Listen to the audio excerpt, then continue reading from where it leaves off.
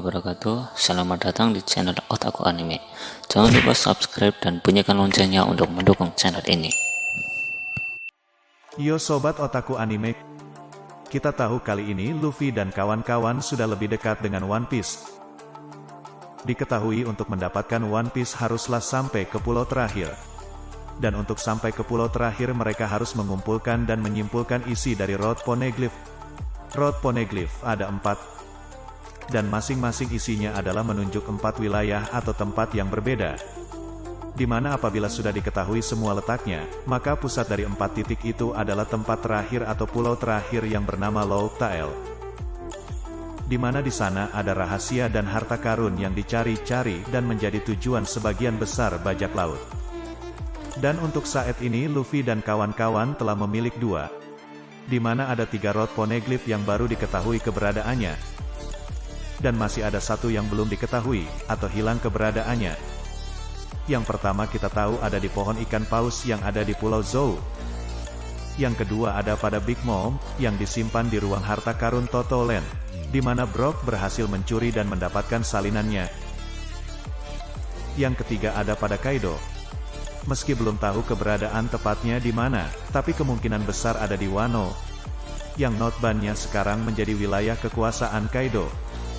Kita juga tahu jika pengrajin batu poneglyph juga berasal dari negeri Wano, dan wilayah ini menyimpan rahasia dan misteri besar di dunia One Piece. Dan yang keempat inilah yang masih belum diketahui keberadaannya. Dan saya rasa yang keempat ada pada Akagami Shanks. Kenapa tidak? Shanks adalah salah satu Yonkou, dia juga salah satu kru dari Raja Bajak Laut. Meski dia tidak ikut dalam pelayaran terakhir dan tidak sampai ke pulau terakhir akan tetapi pasti dia sudah tahu rahasia dunia ini. Dan saya rasa Shanks juga sedang menunggu ramalan ketika pria yang ditunggu dunia akan muncul, itulah mengapa Shanks menitipkan topi pada Luffy.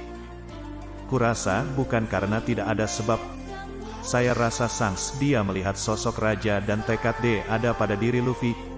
Itulah mengapa dia menguji Luffy dan menunggu perkembangannya, untuk menunggu waktu yang tepat.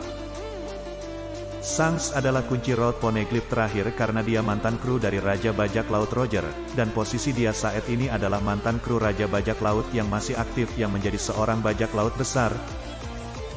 Kenapa saya tidak menyebut Bagi juga? Iya, karena Bagi kurasa dia bukan bajak laut besar. Meski dia sempat menduduki kursi salah satu Shichibukai, kurasa dia lebih tepat jika dibilang bajak laut beruntung, daripada disebut bajak laut hebat. Meski dia sebenarnya lumayan kuat tapi sungguh penakut. Sangat pantas sekali ya jika suatu saat karakter ini diadu dengan Usopp. Wah, bisa dibayangkan pasti sangat seru ya nakama. Jadi kurasa pasti kunci Poneglyph terakhir ada pada Shanks, dan dia sedang menunggu calon raja selanjutnya yang ditunggu Roger. Dan dia ada untuk mengantarkan ke perjalanan terakhir. Dan apabila ternyata tidak ada pada Shanks, tapi setidaknya dia pasti tahu letaknya, atau dia memiliki salinannya. Itulah di sini saya mengasumsikan dia adalah kunci perjalanan terakhir Luffy. Saya juga sempat beropini jika Road Poneglyph ada di Marijoa. Tapi opini itu luntur jika dilihat dari beberapa aspek. Bisa kita bahas di video selanjutnya. Shanks adalah sosok yang sangat berbahaya, di samping memiliki anggota bajak laut yang kekuatan tempurnya paling seimbang. Kurasa kelompok bajak lautnya juga bukan sekumpulan orang-orang sembrono yang asal ambil keputusan. Setiap keputusannya pasti sudah diminimalisir resikonya. Itulah mengapa pemerintah dunia seperti Gorosei sangat mewaspadai dan sangat mengakui jika sampai kelompok Shanks mengamuk itu sangat merepotkan mereka. Tetapi Gorosei juga meyakini jika Shanks bukan tipe yang sembrono, dan bukan tipe orang yang merasa kalau dirinya sangat penting, dan sangat besar pengaruhnya. Kurasa yang demikian itu hanya karena Shanks sedang menjaga keseimbangan lautan saja, dan karena dia tahu bukan dia yang akan merubah dunia, dia hanya akan menunggu waktunya tiba, saat itulah dia akan ambil bagiannya. Jika memang benar Luffy akan bertempur dan berusaha mengalahkan Shanks, kurasa itu hanya untuk Shanks menguji, apakah Luffy sudah siap memikul beban dunia di pundaknya untuk menjadi Joy Boy.